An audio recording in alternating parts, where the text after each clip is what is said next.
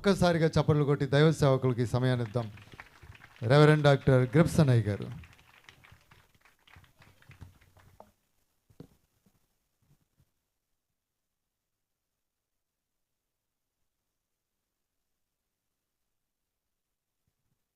దేవుని దివ్యనామమునకు స్తుతి కలుగునుగాక. ఆమెన్. మరొకసారి ఆమెన్. పరిశుద్ధ దేవుని సన్నిధిలో ఈ క్రిస్మస్ ఆశీర్వాద అనుభవాలు మీతో కలిసి పొందడానికి దేవుడు నాకు ఇచ్చిన కృపను బట్టి దేవుని నామాన్ని ఘనపరుస్తున్నాను. పరిశుద్ధ గ్రంథాలు ఎంతమంది చేతిలో ఉన్నాయో నాకు తెలియదు. ఒకసారి చూద్దామా? బైబుల్స్ ఉన్నవాళ్ళు, బైబుల్స్ లేని వాళ్ళు మీ కుడి చేయి పైకి లేపండి. వాక్యమును యాకోబుకు తెలియచేసిన వాడని, వాక్యమును యాకోబుకు తెలియచేసిన వాడని, ఏ జనముకిలాగునా చేసి ఉండాలేదని, దేవునికి స్తోత్రము గానము చేయుటయే మంచిది, మనమందరము స్తుతి గానము చేయుటయే మంచిది. దేవుని వాక్యాన్ని చదువుకుందాం. లూకాసు సువార్త 2వ అధ్యాయము. లూకాసు సువార్త 2వ అధ్యాయము 11వ వచనాన్ని నాతో కలిసి బైబిల్ ఉన్న వాళ్ళందరూ చదవాలని కోరుతున్నాను. లూకా 2:11 నాతో కలిసి బైబిల్స్ ఉన్న వారందరూ కూడా చదవలసిందిగా కోరుతున్నాను. ప్రారంభించుదాం. దావీదు పట్టణమందు నేడు రక్షకుడు మీ కొరకు పుట్టి ఉన్నాడు, ఈయన ప్రభువైన క్రీస్తు. సంఘములతో ఆత్మ చెప్పుచున్న మాట చెవిగలవాడు, సంఘములతో ఆత్మ చెప్పుచున్న మాట చెవిగలవాడు. చిన్న ప్రార్థన చేసుకుందాం. ప్రేమ కలిగిన తండ్రి, నాతో మాతో మరొకసారి మీరు మాట్లాడబోచున్నందుకు వందనాలు. విని గ్రహించి ఫలించున్నట్లు మా బ్రతుకులను మీ ఆధీనం అందించుకునమని, యెరూషలేము క్షేమము కొరకు ప్రార్థన చేయొచ్చు మిమ్మల్ని గూర్చిన భయమునకు మమ్మల్ని అప్పగించుకుంటూ యేసు నామమును అడిగి వేడుకొనుచున్నాము తండ్రి. Amen. Amen. Happy Christmas. Merry Christmas. అయితే క్రిస్మస్లో ఉన్న వేదన మీకు చెప్పాలనుకుంటున్నా. హ్యాపీ అని చెప్పుకున్నాం, కానీ దేవుడు నా మనసులో ఉంచిన క్రిస్మస్లోని అవమానం, క్రిస్మస్లో ఉన్న దుఃఖం, క్రిస్మస్లో ఉన్నటువంటి బాధ మీతో పంచుకోవాలని దేవుడు నాకు వాక్యం ఇచ్చాడు. సో మీరెవరు కూడా నా మీద కోపడతారా? ఎవరు మాట్లాడట్లా. క్రిస్మస్ అనే స్థలములో ఎక్స్మస్ అనే మాట ఎప్పుడన్నా చూసారా మీరు? ఏంటండి జల్లూరు వాళ్ళు ఈరోజు సైలెంట్ ఉన్నారు. ఎక్స్మస్ అని ఎప్పుడన్నా చూసారా? ఎక్స్ అనే స్థలములో క్రైస్ట్ అనే మాట ఉండాలి. క్రైస్ట్ అనే మాటను కొట్టివేస్తే ఎక్స్ వస్తుంది. కొంతమంది వేరే వేరే ఉద్దేశాలు చెప్తారు. గ్రీకు భాషలో ఎక్స్టీ అంటే క్రైస్ట్ అని కాదు. క్రీస్తును కొట్టివేసి క్రిస్మస్ జరుపుకునేటువంటి రోజుల్లో మనం ఉన్నాం. క్రీస్తు లేని క్రిస్మస్. పరిశుద్ధ గ్రంథములో నిజమైన క్రీస్తు క్రిస్మస్లో ఎక్కడున్నాడు? అబ్రహామా, నీవు ప్రేమించుచున్న నీకు ఒక్కడయ్యున్న నీ కుమారుని నాకు బలి ఇస్తావా? ప్రభువా, నీకంటే నేను ఎవరిని ఎక్కువగా ప్రేమించడం లేదు, నా కుమారుని నీకు ఇస్తాను. కుమారుని తీసుకొని మోరియా దేశములోని ఒక పర్వతము మీదకి వెళ్ళి బలిపీఠము మీద కుమారుని ఉంచి అతనిని బలి ఇచ్చుటకు కత్తి పట్టుకొనగానే దేవుడు అన్నాడు, అబ్రహామా, నీవు నాకు భయపడుచున్నావని తెలుసు. ఇస్సాకును నువ్వు బలి ఇవ్వాల్సిన అవసరం లేదు. అటు వెళ్ళు, అక్కడ నీకు ఒక పొట్టేలు కనబడుతుంది, దానిని ఇస్సాకు స్థానములో బలి. ఎక్కడుందండి పొట్టేలు? ఒక చోట దాచబడి ఉంది. అది క్రిస్మస్ అంటే. దాచబడిన క్రీస్తును కనుగొనుట క్రిస్మస్. ఆయనను కనుగొనకుండా ఏ క్రిస్మస్ జరుపుకుంటాం మనం? మీకు తెలుసు అనుకుంటున్నాను, దేవదూతలు ఎందుకు గొర్రెల కాపరులకు కనబడ్డారు? ఇంకా కనబడ్డానికి గొప్పవారు ఎవరు లేరా? రాజులు లేరా? శాస్త్రులు లేరా? పరిసయ్యులు లేరా? ఇశ్రాయేలీయులలో గొప్పవారైన యూదులు లేరా? వీరందరూ ఉండగా ఎందుకు గొర్రెల కాపరుల దగ్గరికే వచ్చారు?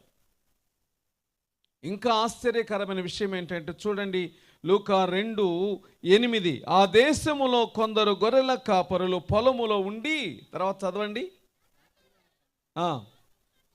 ఎవరన్నా రాత్రులు మందను కాస్తారండి? పగలంతా మందను కాచి రాత్రి గొర్రెల దొడ్డిలో కట్టివేస్తారు.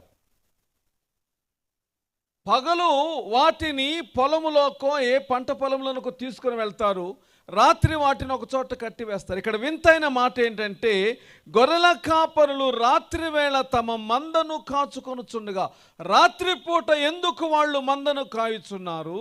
ఎందుకు దేవదూత వారికి కనబడాలి?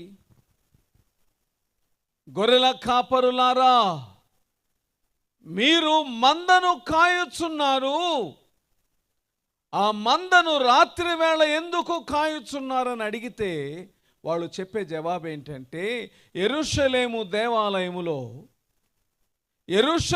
దేవాలయములో దేవునికి బలి ఇవ్వడానికి కళంకము మచ్చ లేనటువంటి గొర్రెలను అక్కడ అమ్మాలి. చాలామంది చాలా దూర ప్రదేశాల నుండి వస్తారు. వారు వచ్చి ఇక్కడ ఆ గొర్రెను కొని దేవునికి బలి ఇస్తారు. కాబట్టి పగటి వేళ వారు బలి నిమిత్తమై దేవుని ఆలయ ఆవరణములో వాటిని ఉంచుతారు. రాత్రి వేళ పొలములో వాటిని మందను కాయుటకు తీసుకొస్తారు. ఈ గొర్రెల మంద, ఈ గొర్రెల కాపరులు ప్రత్యేకమైన ఏర్పాటు, పిలుపును కలిగిన వారు. వారు కాచే మందలు, గొర్రెలు కేవలము దేవుని సన్నిధిలో బలి ఇవ్వబడినట్లు కళంకము లేనివి. అందుకని దేవదూతలు గొర్రెల కాపరుల దగ్గరికి వచ్చారు. ఎందుకో తెలుసా? ఇక గొర్రెలతో పని లేదు. ఇక మీరు గొర్రెలను కాయవలసిన పని లేదు. దావీదు పట్టణమందు నేడు రక్షకుడు అనగా బల్యర్పణగా ఉండు గొర్రె పుట్టి ఉన్నాడు. యోహాను బాప్తిస్మం ఇచ్చే సమయాల్లో యేసును గురించి ఒక మాట అంటాడు. ఇదిగో లోక పాపమును మోసుకొని పోవు దేవుని గొర్రె పిల్ల. గొర్రెల కాపరులారా, మీరు ఇక మందను కాయవలసిన పని లేదు. నేను మీకు ఒక సువర్తమానము చెప్పుచున్నాను.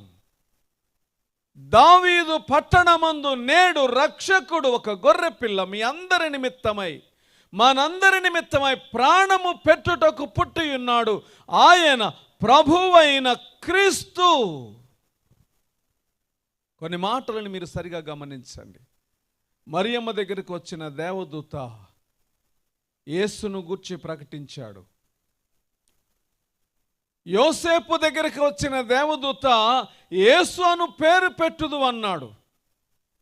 కానీ గొర్రెల కాపరుల దగ్గరకు వచ్చిన దేవదూత క్రీస్తు అని చెప్పాడు. యేసుక్రీస్తు పుట్టిన దాదాపు 2 సంవత్సరాల వయసు సమయానికి ఈ జ్ఞానులు బయలుదేరి అజ్ఞానంగా హేరోదు ఇంటికి వెళ్ళారు. హేరోదు ఇంటికి వచ్చి అడుగుతున్నారు, యూదుల రాజుగా పుట్టిన వాడెక్కడున్నాడు? హేరోదుకి కలవరం వచ్చింది. శాస్త్రిని పిలువనంపించాడు. ఏమని ప్రశ్నించాడండి? ఎవరని చెప్తారా? ఏమని అడిగాడు శాస్త్రిని ప్రశ్న? క్రీస్తు ఎక్కడ పుట్టును? యేసు అని అడగలేదు. క్రీస్తు ఎక్కడ పుట్టును?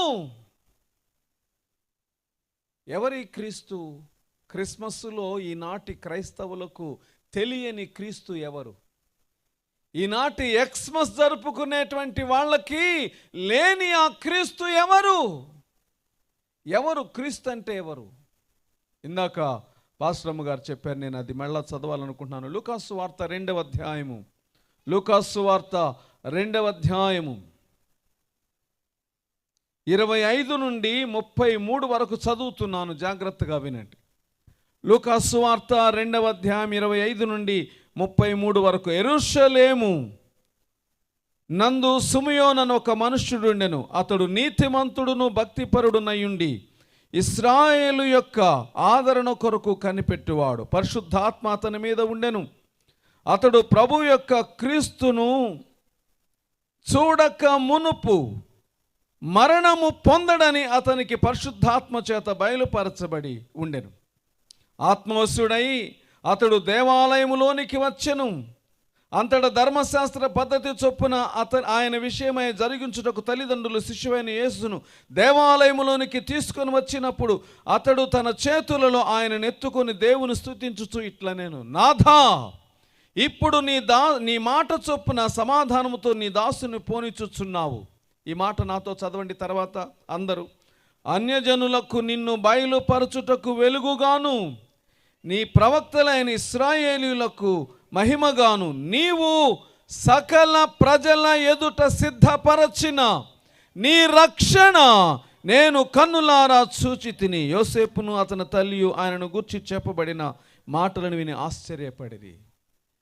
నీవు సకల ప్రజల ఎదుట సిద్ధపరచిన నీ క్రీస్తును, రక్షణ అంటే క్రీస్తును నేను చూచి తిని. దేవుని బిడ్డ, క్రిస్మస్ రోజున క్రీస్తును చూడడం నేర్చుకో. ఎక్కడున్నాడు ఈ క్రీస్తు? యేసయ్య ఈ లోకంలోనికి రావడానికి ముందు ఎక్కడున్నాడు ఈ క్రీస్తు? మరియమ్మ దగ్గరికి వెళ్ళిన దేవదూత అన్నాడు, దయాప్రాప్తురాలా, నీకు శుభం. ఆమె అంటుంది, శుభవచనం ఏమిటో?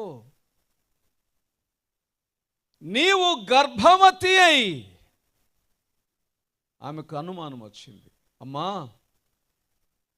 నేను ఇంతకాలము నీతిమంతురాలుగా బ్రతికాను, ఇప్పుడేంటి దేవదూత వచ్చి నీవు గర్భవతి అయి అంటున్నాడు? నీవు గర్భవతి అయి. దేవదూతతో మరి అంటున్నది, నేను పురుషుని ఎరుగని దాననే, ఇది ఎలా సాధ్యం?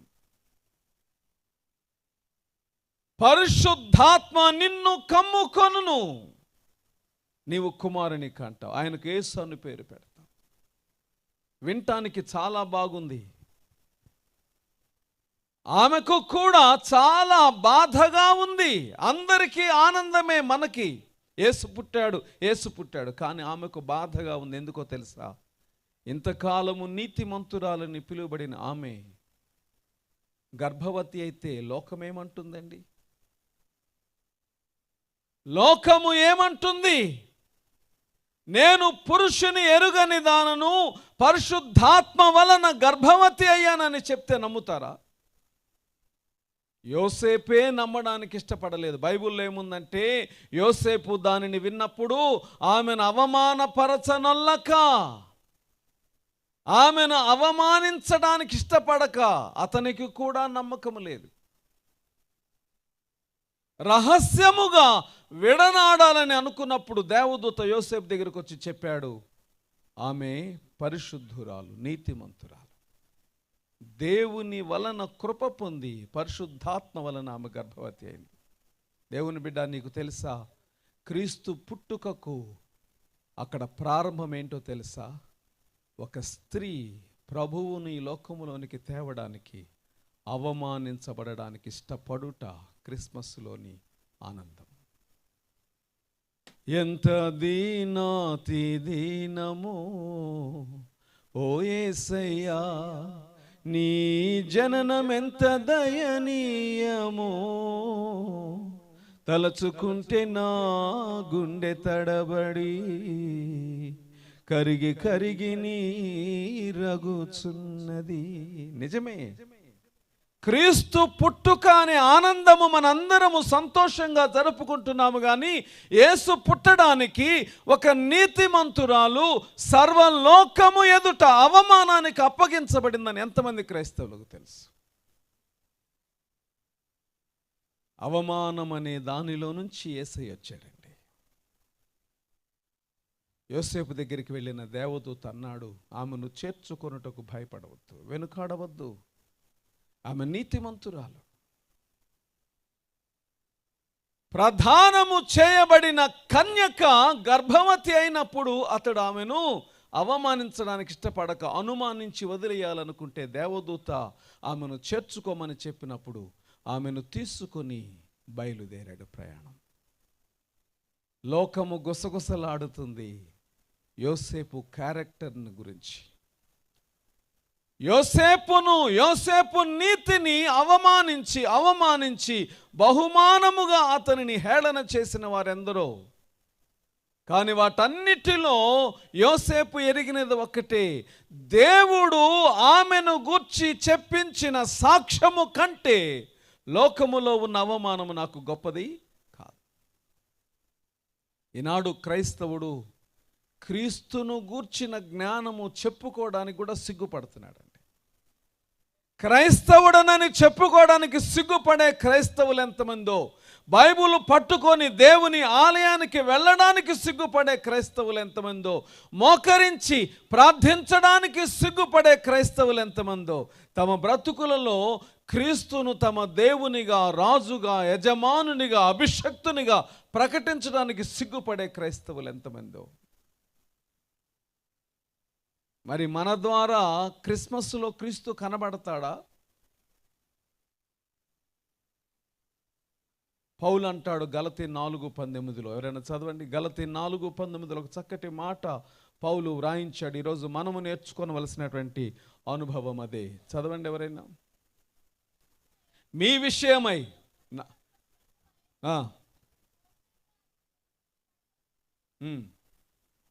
సహోదరులారా, 4:19 అండి. నా పిల్లలారా, క్రీస్తు స్వరూపము మీ యందు ఏర్పడు వరకు మీ విషయమై మరలా నాకు ప్రసవ వేదన కలుగుచున్నది. మీ విషయమై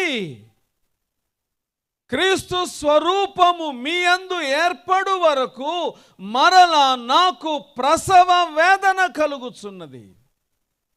క్రైస్తవుడు క్రిస్మస్ చేసుకోవాలంటే, దయచేసి బాధపడొద్దండి ఈ మాట చెప్తున్నందుకు, క్రైస్తవుడు క్రిస్మస్ చేసుకోవాలంటే కావలసింది క్రైస్తత్వము కాదు, ప్రసవ వేదన. ఏ క్రైస్తవుడు క్రీస్తును గూర్చిన ప్రసవ వేదన కలిగి ఉండడో వాళ్ళు క్రిస్మస్ చేసుకోలేరు. ప్రసవ వేదన అవసరము క్రైస్తవులకి. క్రిస్మస్ అంటేనే అవమానం, క్రిస్మస్ అంటేనే హేళన, క్రిస్మస్ అంటేనే ప్రసవ వేదన. ఎంతమందికి తెలుసు యేసయ్య పుట్టాడు, యేసయ్య పుట్టాడు, యేసయ్య పుట్టాడు.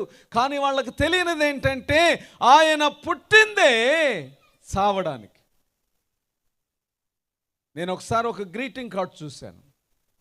ఆ గ్రీటింగ్ కార్డులో ఇటువైపు ఒక కిటికీ ఉంది. సూర్యుడు ఆ కిటికీలోంచి వెలుతురు పడుతుంది. యేసుక్రీస్తు వారు ఒక కర్రను మోసుకొని తండ్రి దగ్గరికి తీసుకొని వెళ్తున్నాడు. ఆయన నీడ సిలువ ఆకారంలో ఉంది. యేసుక్రీస్తు నీడ సిలువ ఆకారములో ఉంది ఆ గ్రీటింగ్ కార్డులో. నిజమే. యేసు దగ్గరకు వెళ్ళిన ప్రతివాడు యేసులో ఏమి చూశాడో తెలుసా? గ్రీటింగ్ కార్డులో చూస్తుంటాం యేసయ్య ఫోటో, మరియమ్మ ఎత్తుకొనుంది, యోసేపు పక్కన కర్ర పట్టుకొని నిలబడ్డాడు. యేసుక్రీస్తు, బాలుడైన యేసుక్రీస్తు తల మీద చిన్న రౌండ్ గీత ఉంటుంది. ఎప్పుడన్నా చూసారా మీరు? ఎవరు మాట్లాడడంలో ఈరోజు. అది కాదు క్రిస్మస్ అంటే.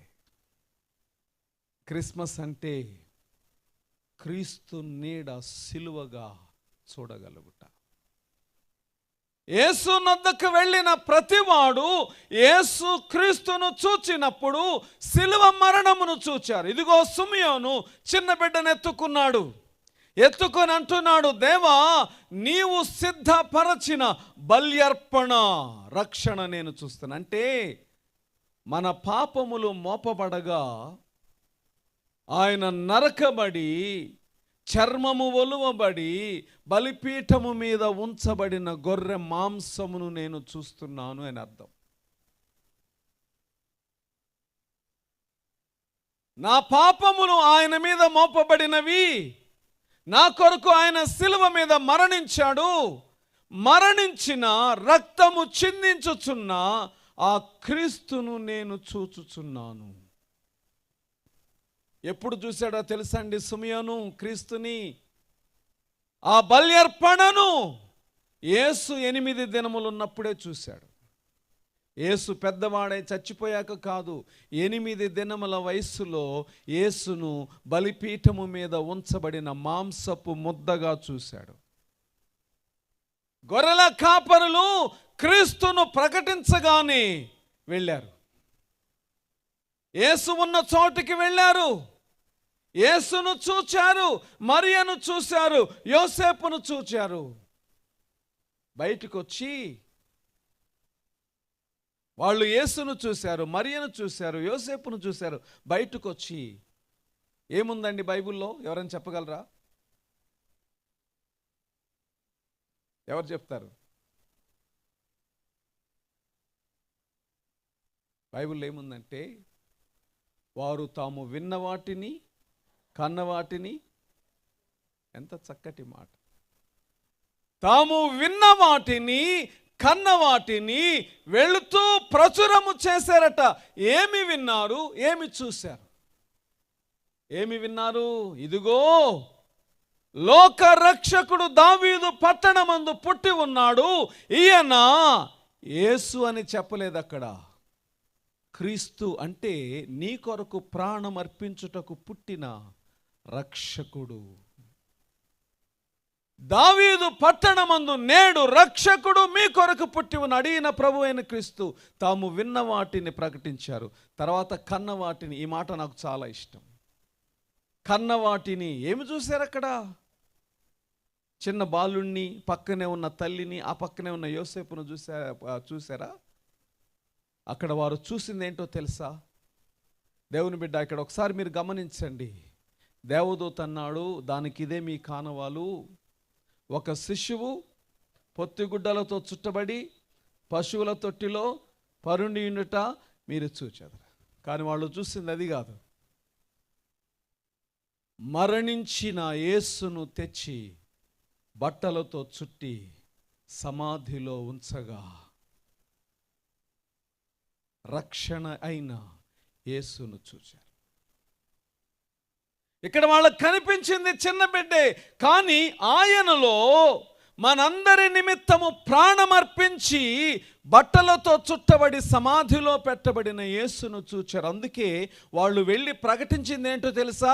చిన్న బాలుడు పుట్టాడు, ఆయన గురించి దేవదూతలు చెప్పారని కాదు, మెస్సయ జన్మించాడు, నీ కొరకు నా కొరకు ప్రాణము పెట్టు రక్షకుని మేము చూచాము. రక్షకుని చూచాము. క్రిస్మస్ అంటే అవమానం, క్రిస్మస్ అంటే అవహేళన, క్రిస్మస్ అంటే ప్రసవ వేదన, క్రిస్మస్ అంటే సువార్త పరిచర్య. ఎంతమంది క్రైస్తవులు క్రిస్మస్ను ప్రకటించగలుగుతున్నారండి? ఈ రోజున క్రిస్మస్ ఒక ఇంటికి పరిమితం అయిపోయింది, ఒక చర్చికి పరిమితం అయిపోయింది, ఒక మతమునకు పరిమితమైంది, ఒక కులమునకు పరిమితమైంది. సువార్త పరిచర్యగా మారగలిగిందా? ఎంతమంది క్రీస్తు పుట్టుకలోని మరణమును ప్రకటిస్తున్నారు? నా పుట్టిన రోజున నా మరణాన్ని గురించి దేవుడు నాతో చెప్తే నేనేం చేస్తాను?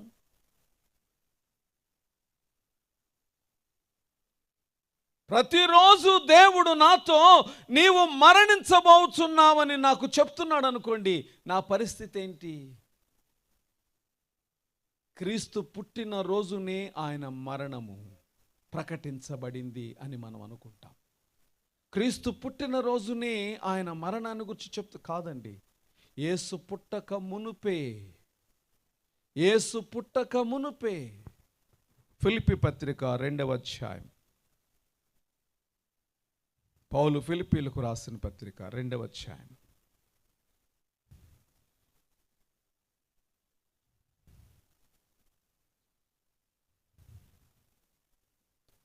6వ వచనం, ఆయన దేవుని స్వరూపము కలిగిన వాడయుండి దేవునితో సమానముగా ఉండుట విడిచిపెట్టకూడని భాగ్యమని ఎంచుకొనలేదు గాని మనుష్యుల పోలికగా పుట్టి దాసుని స్వరూపము ధరించుకొని తన్ను తానే రిక్తునిగా చేసుకొనెను.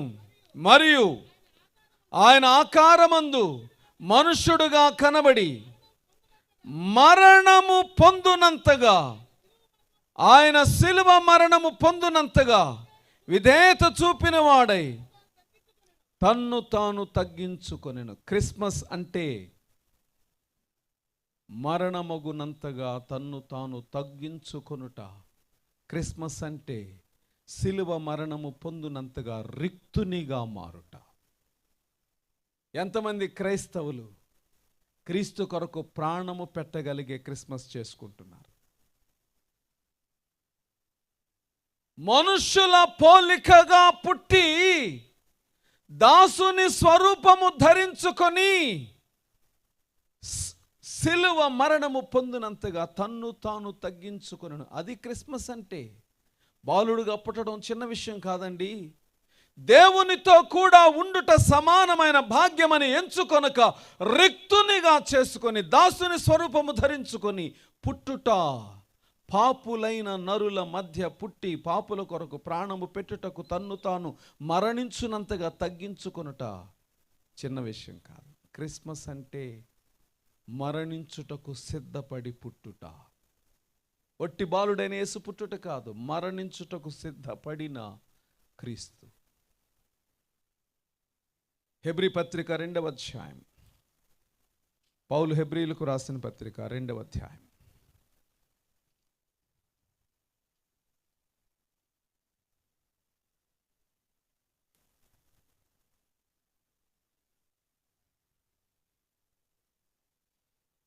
14-15 వచనాలు చదువుకున్నాం. కాబట్టి ఆ పిల్లలు అనగా మనము రక్తమాంసము గలవారమైనందున ఆ ప్రకారమే మరణము యొక్క బలము గలవానిని అనగా అపవాదిని మరణము ద్వారా నశింపచేయుటకును జీవిత కాలమంతయు మరణ భయము చేత దాస్యమునకు లోబడిన వారిని విడిపించుటకును. చెప్పండి మాట, ఆయన కూడా రక్తమాంసములలో పాలివాడాయను. క్రిస్మస్ అంటే అది. ఆయన ప్రజలు రక్తమాంసములు గలవారై మరణమునకు అప్పగించబడుచున్నందున ఆ మరణ భయము నుండి తప్పించడానికి, ఈ దాసత్వం నుంచి తప్పించడానికి ఆయన రక్తమాంసములలో పాలివాడాయను. అది క్రిస్మస్. ఎక్స్మస్ కాదు మనం చేసుకోవాల్సింది, క్రీస్తు మస్ క్రిస్మస్. నేను ముగించబోతున్నానండి, బహుశా ఇంకా 10-15 నిమిషాల్లో ముగిస్తాను.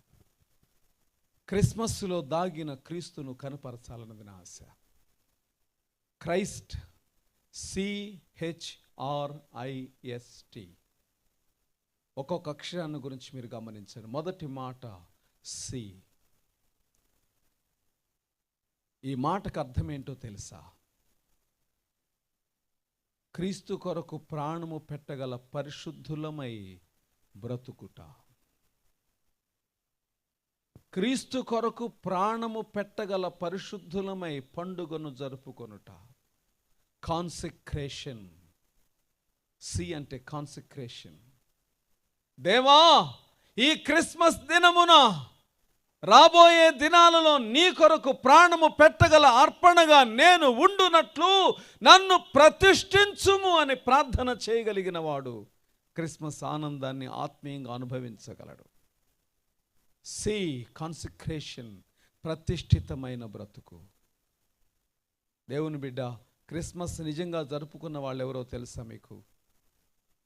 ప్రభువు తన గర్భములో నుండి రావడానికి తను తాను అవమానానికి అప్పగించుకున్న మరియా, ప్రభు పడకుండా ఉండడానికి దేవుని దూత చేత ఆజ్ఞాపించబడి మరియమ్మను చేర్చుకొని ఆమెను తీసుకొని వెళ్ళి అవమానమునకు తను సిగ్గుపడనటువంటి యోసేపు, యేసు క్రీస్తు తన దేవుడని ఒప్పుకొనుటకు ఆయన కొరకు ప్రాణము పెట్టిన అపోస్తలులందరూ, ఆ క్రీస్తు కొరకు నేను నా మట్టుకైతే బ్రతుకుట క్రీస్తే, చావైతే లాభమని చెప్పిన అపోస్తలుడైన పౌలు నేటి వరకు ఆ క్రీస్తును ప్రకటించడానికి అవమానానికి అప్పగించబడుతున్న దైవ సేవకులు, ఆ క్రీస్తు తమ ద్వారా లోకమునకు కనుపరచబడాలని ప్రభువును గూర్చిన ఆరాధనలో మోకాళ్ళ మీద దేవుని వైపు చూచుచున్న క్రైస్తవులందరూ, అంతేకాదు ఆ ప్రభువును గూర్చిన జ్ఞానము కలిగి లోకానికి భయపడి ఎప్పుడెప్పుడు దేవుడు పిలిస్తే బయటికి వచ్చి దేవుని కొరకు సాక్షులుగా ఉందామా అని ఆశపడుతున్నటువంటి కొంతమంది రహస్య క్రైస్తవులు, వీరందరూ నిజమైన క్రిస్మస్ చేసుకుంటున్నారు. క్రిస్మస్ అనేది ఆచరణలో ఉండాలి, అది కేవలము పండుగ కాదు. రెండవది హెచ్, క్రిస్మస్లో పరిశుద్ధత ఉందా? ఎంతమంది పరిశుద్ధముగా క్రిస్మస్ చేసుకుంటున్నారు? దైవ సేవకుడు తన మనస్సును పంచుకున్నప్పుడు అనిపించింది, నేటి దినాలలో ఇటువంటి మనస్సు కలిగిన సంఘములు అవసరం. పరిశుద్ధత ఎక్కడ?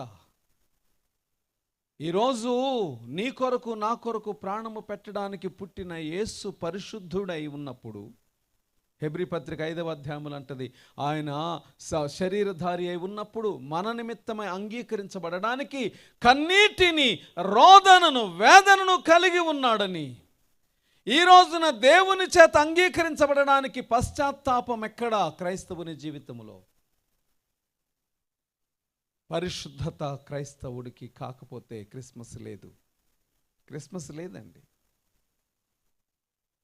చెలికాడ నీకు శుభము అని యేసును ముద్దు పెట్టుకున్నాడు. పేరుకు శిష్యుడే, కానీ ముద్దు పెట్టుకొని సిలువకు అప్పగించాడు. అతను క్రిస్మస్ చేసుకోగలడా?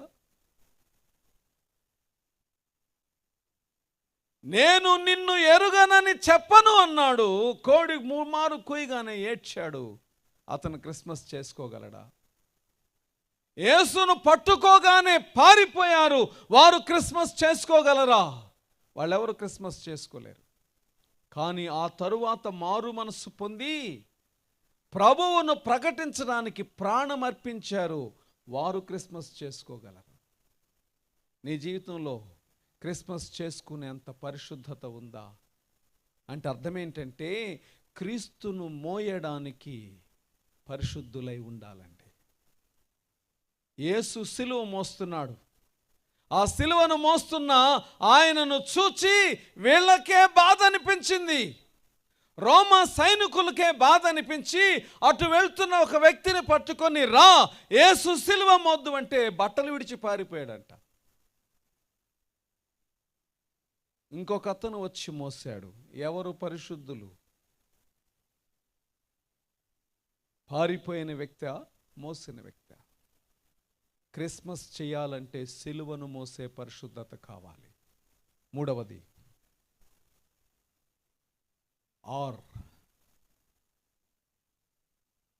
ఒక వ్యక్తి నూతన పరచబడకపోతే,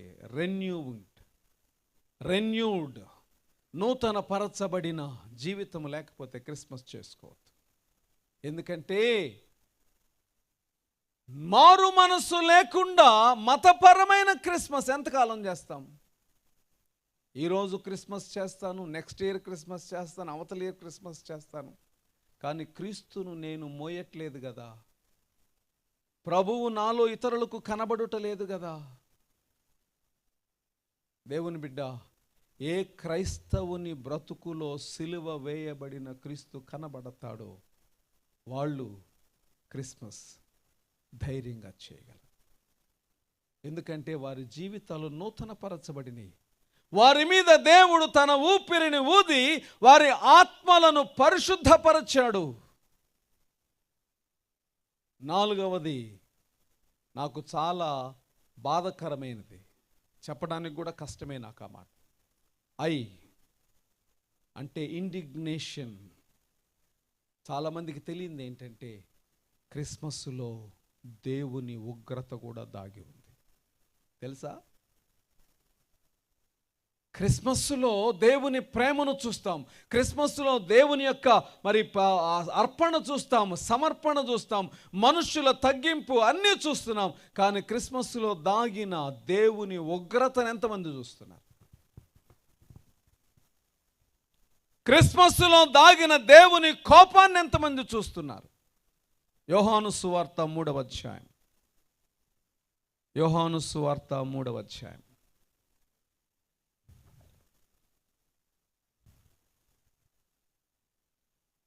యోహాను సువార్త 3వ అధ్యాయం.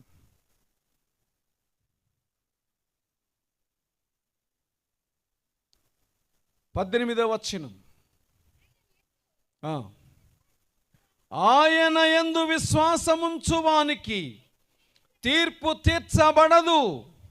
బాగా వినండి ఈ మాట. విశ్వసింపని వాడు దేవుని అద్వితీయ కుమారుని నామమందు విశ్వాసముంచలేదు కనుక వానికి ఇంతకు మునుపే తీర్పు తీర్చబడెను. క్రిస్మస్లో దాగిన ఉగ్రత అదే. ఒక ఆయన అందరి ముందు చెప్పాడు, ఒక మనుష్యుడు ప్రజలందరి కొరకు ప్రాణము పెట్టుట యుక్తమే. ఆయనకు తెలియలేదు అది యేసుక్రీస్తు అని. ఆయనే ఆ యేసుక్రీస్తుని అవమానించాడు. తాను ప్రకటించిన ప్రవచనమును తాను చూడలేకపోయాడు. తాను ఎవరి గురించి ప్రవచించాడో ప్రధాన యాజకుడై ఉండి ఆయన్నే చూడలా. ఈ రోజున క్రైస్తవులు యేసు తెలుసు, క్రీస్తు తెలుసు, క్రిస్మస్ తెలుసు, కానీ క్రీస్తు ఎక్కడున్నాడో తెలియదు. ఎక్కడున్నాడు యేసయ్య?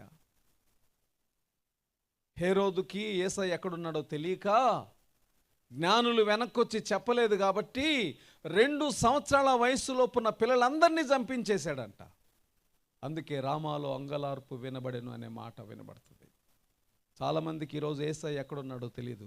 పేరుకు క్రైస్తవులమే, కానీ క్రీస్తు లేడు, ఎక్కడున్నాడో తెలియదు. అందుకే మనమే దేవుని తెలియని స్థానములు అంధకారంలో ఉన్నాం. తర్వాత అక్షరం ఎస్.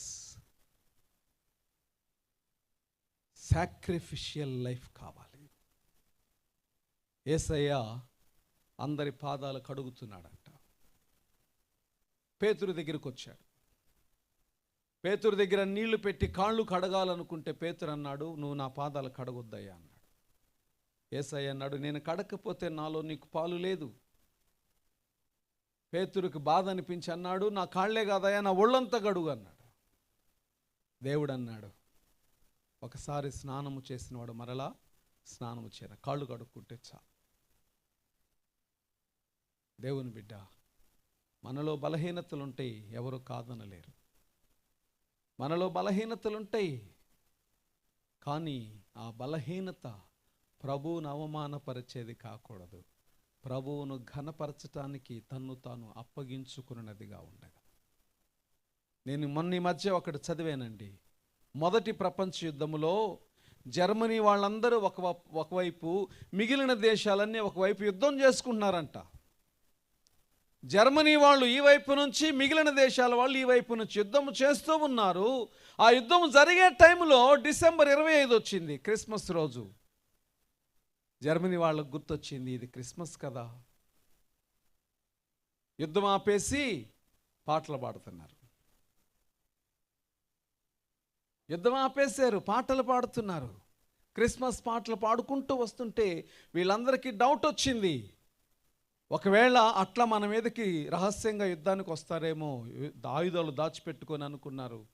కానీ వాళ్ళు వచ్చేటప్పుడు చూశారు వాళ్ళ దగ్గర ఆయుధాలు లేవు. వాళ్ళ పాటలు విని యుద్ధం చేస్తున్న వీళ్ళు కూడా ఆయుధాలు పక్కన పడేసి క్రిస్మస్ పాట పాడతారు. ఇద్దరు దగ్గరకు వచ్చారు, ఒకరినొకరు కౌగిలించుకుని. అప్పటి వరకు ఒకరినొకరు చంపుకున్న వీళ్ళు క్రిస్మస్ దినమున క్రీస్తు ప్రేమను గుర్తు చేసుకొని కౌగిలించుకొని, ఎవరెవరైతే చనిపోయారో వాళ్ళని కలిసి పాతి పెట్టుకొని బహుమానాలు ఇచ్చుకొని యుద్ధాన్ని ఆపేశారు. సమాధానం. దాన్ని క్రిస్మస్ ట్రూస్ అంటారు.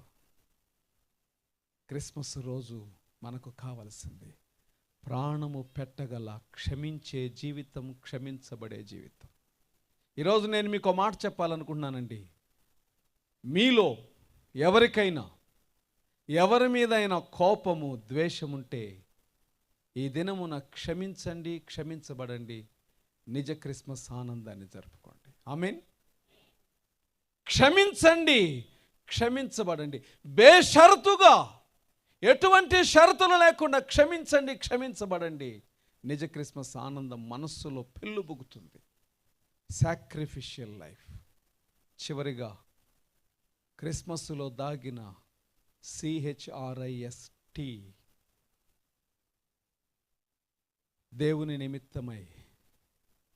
దేవుని నిమిత్తమై పరీక్షించబడి ప్రభుకిష్టమైన పాత్రగా అప్పగించబడాలి.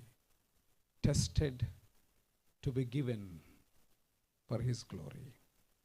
పరీక్షించబడుట. క్రిస్మస్లో నీవు దేవుని నిమిత్తమై పరీక్షించబడిన ఆయుధముగా వాడబడాలి. నీవు ఆయుధముగా వాడబడాలి, ఒక సాక్ష్యంగా వాడబడాలి, ఒక టెస్టిమోనీగా. యోర్దాను నది దగ్గరకు వచ్చినటువంటి ఇశ్రాయేలీయుల యాజకులు ఇదో మరి దేవుని యొక్క ఆర్క్ని,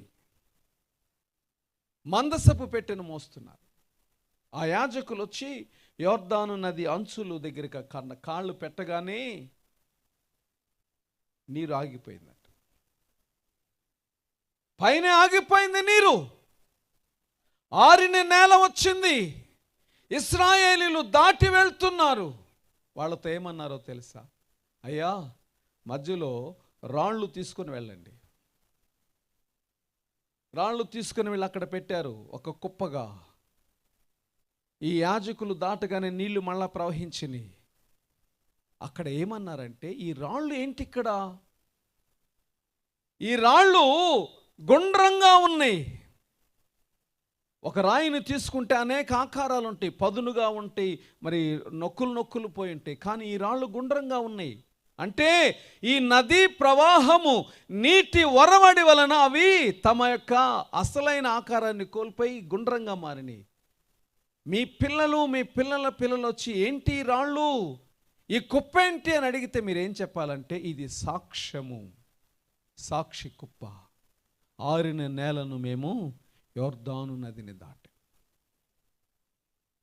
క్రైస్తవుడు ఒక సాక్షి కుప్ప అవ్వాలి.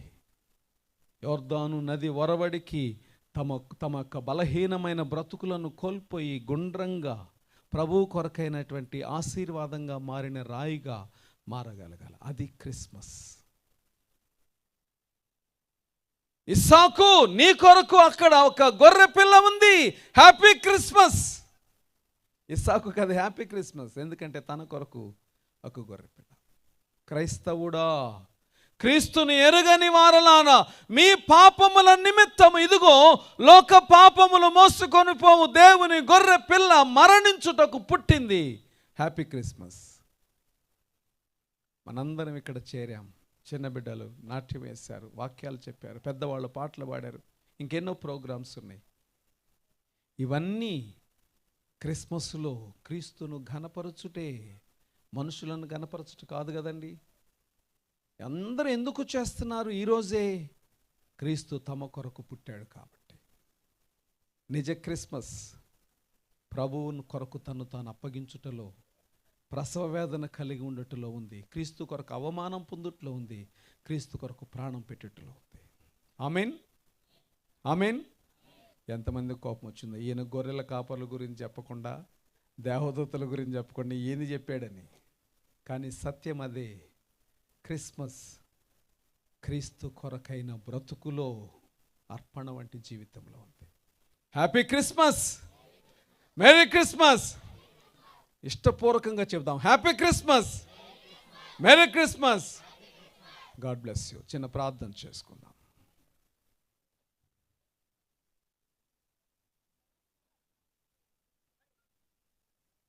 తలలు వంచి ప్రార్థించుకుందాం. మీరు మాట్లాడితే నేను ప్రార్థన చేయలేను, మీరు సైలెంట్గా ఉంటే నేను ప్రార్థన చేస్తాను. చిన్నపిల్లలు కూర్చోండి. ఈ సమయంలో నేను 2 విషయాలు మీకు గుర్తు చేస్తాను, బాగా వినండి. ప్రార్థన చేసుకునే మీరు మిమ్మల్ని ప్రేమించని, మిమ్మల్ని ద్వేషించే ఒక వ్యక్తి కోసం ప్రార్థన చేయండి. మీకు ఎవరి మీదైనా కోపం ఉంటే వాళ్ళ కోసం ప్రార్థన చేయండి, ప్రేమించుతూ క్షమించమని. అదే సమయంలో దేవా, నీ కొరకు అనేకులకు క్రీస్తును కనపరిచే ప్రసవ వేదన నాకు దయచేయమయ్యా అని ప్రార్థన చేద్దాం. ఈ 2 విషయాలు గుర్తుపెట్టుకొని ప్రార్థన చేయండి. మీ మనస్సులో క్షమించండి, క్షమించబడండి. ప్రభు కొరకు ప్రాణం పెట్టే ప్రార్థన చేద్దాం. ప్రేమ కలిగిన తండ్రి, కృప కలిగిన ప్రభువా, నాతో మాతో మాట్లాడిన నీ కృప కొందనాలు. మరణం వరకు నమ్మకముగా ఉండి మీరు అంగీకరించగలిగిన అర్పణగా బ్రతుకుటకు కృప దయచేయమని, నిజ క్రిస్మస్ ఆనందాన్ని మాకు కలుగు చేయమని యేసు నామమున స్తుతులు చెల్లించి వేడుకొనుచున్నాము తండ్రి. ఆమేన్, ఆమేన్.